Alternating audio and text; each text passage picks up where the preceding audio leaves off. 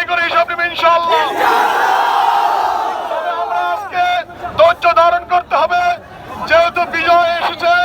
এই বিজয়কে ধরে রাখার জন্য অধৈর্য হলে হবে না, আমরা ধৈর্যের সাথে মোকাবিলা করবো ইনশাআল্লাহ। কি বলে? সম্মানিত ভাইয়েরা, ইতিমধ্যে সেনা প্রধান বাংলাদেশ